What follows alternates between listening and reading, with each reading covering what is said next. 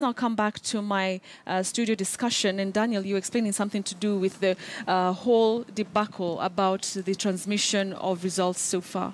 Yeah. Basically, what I was saying is that we don't deserve this debacle because we have spent billions into this process. And if the process was easier, Joy said we have 7 days. But look, if the process was speedier, we would have had, by now, we would have seen people conceding defeat or accepting, that should be happening. Right. In Kenya, we don't have a culture of people conceding defeat. That's a problem. This is very, very critical because you have millions of followers who are behind you. Yes. When you concede, you basically free them. You let them go. And this also brings us to why do we have elections? When we have elections, it's a process where we just choose the leaders. But whoever wins becomes the leader for everyone. When you are the president, if Raila is today wins the election, he is the president of everyone, including Central Kenya, Rift Valley, and everything. Exactly. Oh, this other thing with Mr. Kenyatta, if he wins, he is the president of everyone. So he needs to come out and assure Kenyans that this was just a process of sieving the leaders.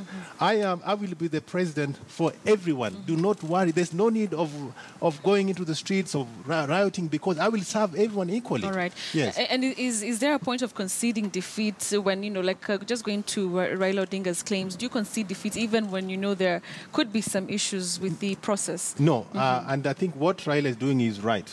He needs to interrogate the systems so that he knows that when he's conceding defeat, he is conceding defeat in a free, fair, and credible process. All right. Because this is what will let his people go. If he concedes defeat and the process doesn't seem credible, then, like he said, I can't control my people.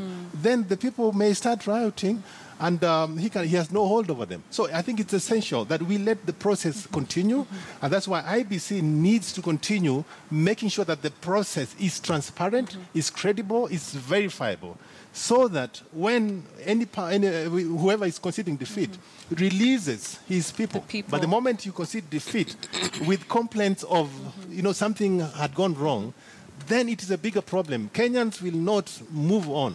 This is what I know, yes. But Betty, let me challenge what Daniel is saying. For me, I would expect, as a statesman, for Honorable Raila not to use this as an opportunity, as he says, to refute the claims and then say, I have no control over the people. We have seen he has great persuasion over the people who support him. And therefore, it behoves him, in love of God and country, to be able to tell people, look, let's calm down, let's have this thing interrogated slowly, and let's move on from this. Because if you tell us now that at the end of the day, I will not be responsible. Look, so far, apart from the claims that NASA has raised, nobody else is seeing the problem with the entire system. It seems to have worked to good effect. But do you think the problem that we have is that we did not wait for the declared results for us to start crying foul. We cried foul too early because the results were streaming in.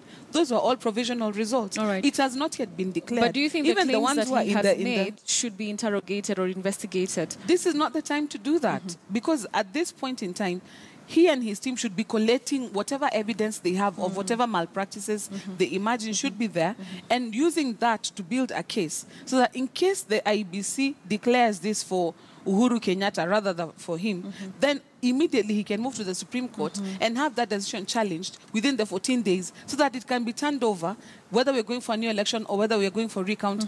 But when you come out in media and start making declarations and things that you cannot yet substantiate, then at the end of the day, you start looking like, no, maybe he's not right.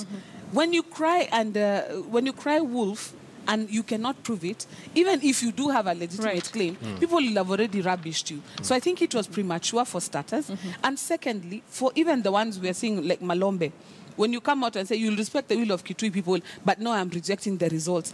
Double speak. It's what Daniel was saying. We don't have a culture where you can accept, you know what, maybe I was not the most popular candidate. It's not inconceivable. It is not inconceivable that people don't think you're the best candidate for the job, even if you're fully convinced that you are the best candidate for the job. All right. So as Kenyans, it's a culture change, and also it's a process of wait and see. Do it at the, it's strategic. Do it at the proper time. Because when you strike it at the proper time, you have best results. But if you strike too early, you pour your concerns and they're unsubstantiated All right. too early, All right. you have no recourse. All right, Daniel, you are the executive director of the Global Peace Kenya Foundation. I'd like to hear from you. What do you think the mood of the Kenyan is right now in regards to this election? I mean, we've seen, Kenyans previously going out on the streets to demonstrate or protest, different things, including elections. What do you feel their mood is right now?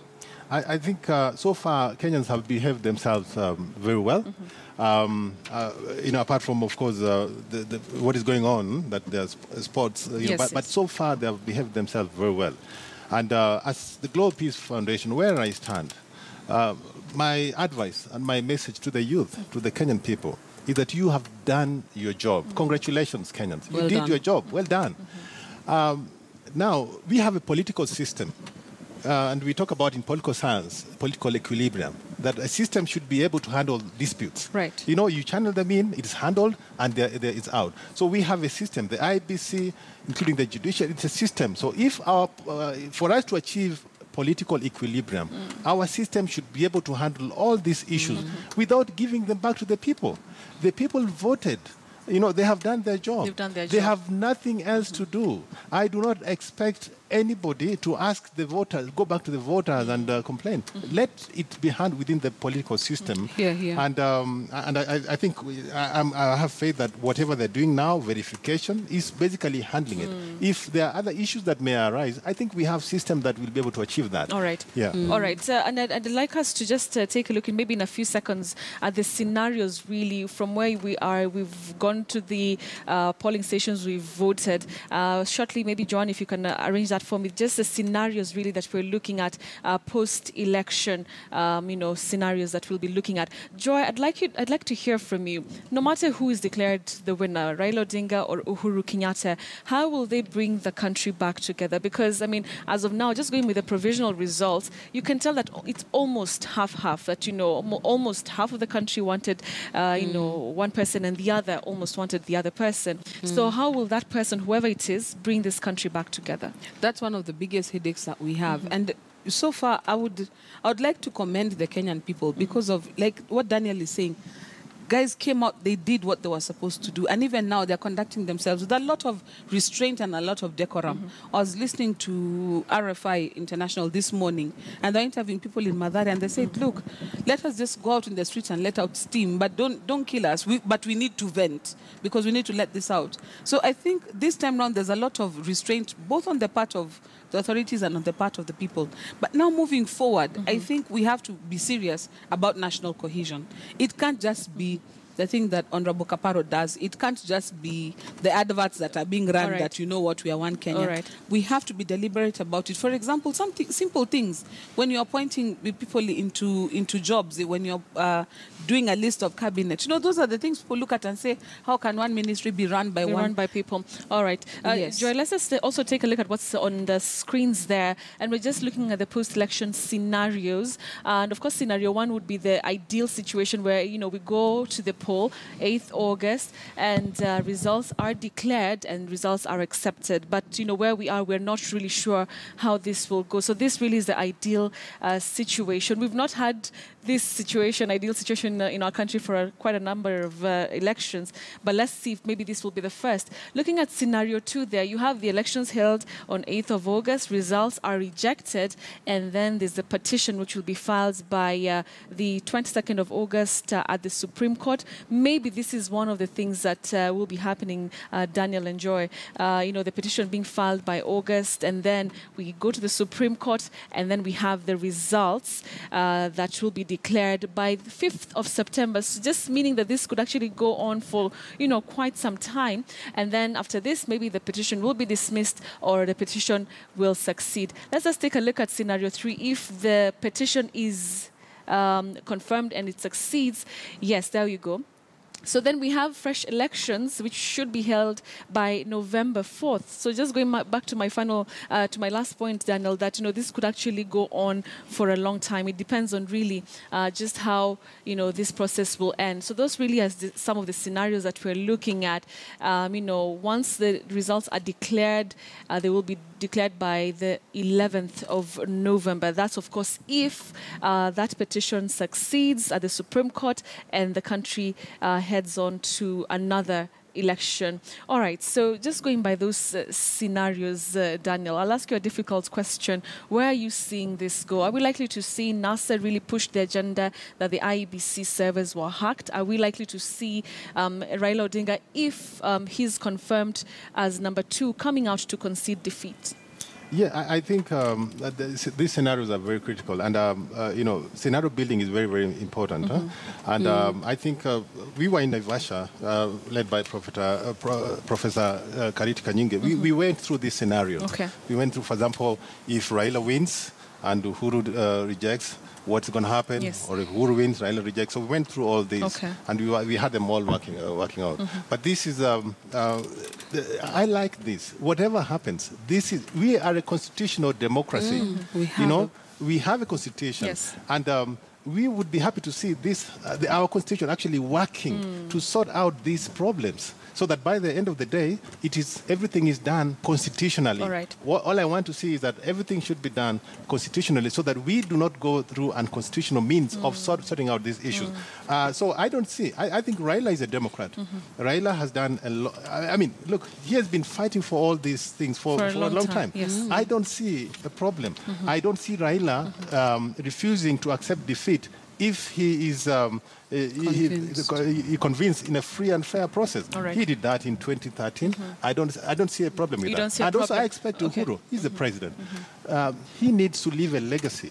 So people say that politicians, look at the next elections, but leaders, look at the next generation. So I look at President Uhuru. Please, make sure that whatever you do, whatever happens, you leave a legacy that we will be proud of you, that you are the president who made sure that the country had free, fair, and credible process. And credible processes. Yeah. Joy, coming to you, and something that, Daniel has mentioned, back, I'll just trace back to the, campaign period, and NASA was very clear, very many instances that they will not be going to court in case, things do not go their way.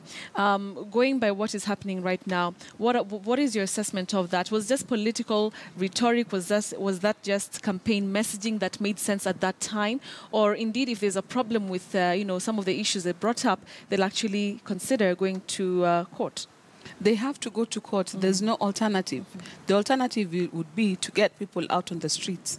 With the force that we have seen the police presence on the ground, that would be something that would not end very well. Right now, I know of mothers. I live in Langata, and my cleaning lady comes from the nearby villages. And she was saying mothers who've got young men who are in college and university are hiding their young men in the house like chicken. They're like, you know what, you're not getting out of the house. Because they're like, if you go out and something happens, and I'm told you are shot, I don't want, no protesting, no, just sit here. People have gotten to a place, they don't want to see bloodshed. They don't want, even if I support you, I am not ready to pay that ultimate price for your victory. Right. And so what we have seen before, people coming out and they're ready to lay down their life, this might not be the case this time around. So the politicians' only recourse is to follow the course that has been charted out by the Constitution. And that, in fact, that's what we were saying with Daniel over the break. This is the time they should be getting all their evidence, building their little file. Right. So that when it gets to that point, they have got something substantial to take to court. Remember that the judiciary has done a lot of training on their officers. They are ready. They are waiting to handle the petitions. They know what is coming. But one of the things that they said very categorically in all the trainings that the lawyers and the judges have been going to is that this time round, it won't be just mere allegations of. We have to see the correlation between what you're saying was a malpractice and how it affected your final result. All right. If you cannot make that correlation, we are throwing out the petitions. And so the standard of proof right now is really high. So if I was Malombe, if I was whoever is rejecting these results, I wouldn't be wasting time appealing to my supporters to stand by to wait for me to talk to them. Right. I would be building a formidable legal team, to be able to go to court and articulate a watertight case. Because right now, the Constitution is so clear what we need to do, the electoral laws are so clear what we need to do, and the Kenyan people have an income to go and earn because school fees in Angoja September. They need to go out and hustle. There's a conversation, a very interesting one, that, this time we should not go out to fight. This time let them fight for us. Let them deal with it. They're not asking for a the job. systems, of course. Let them sort themselves out. We we'll be waiting job. to we'll let be them watching. sort themselves out. Yes. And also, let me just add. Very quickly. The politicians. Kenya is about, there are only two classes. We have the political class and the voters. The hoi polloi. Let me tell you, guys. you go out fighting for that politician today, you know, tomorrow if you die, he won't even remember your name. Yes, yes. He won't even come to your funeral. So Kenyans, really do your job. Let the politicians sort them. They are now sorting themselves out. We have done our job. Let's wait and see. Let's wait and see. Let's go back to work. All right. So earlier on, we saw what Malombe had to say. You know, he's rejected the results, and so have so many other people who've come out to say that indeed there are malpractices. They will not accept this result. But I just want us, in your final concluding remarks, to just talk to me about what do you think Kenyans, the kind of message that they've sent, you know, with dropping very big names, you know, we've had, all right, so I'll come back to this conversation, but I understand that we need to urgently go back and listen into what Thabo Mbeki has to say. Remember, he has a presser. He was leading the African Union Election Observers Mission here in the country. Let's just listen to what he has to say about our election.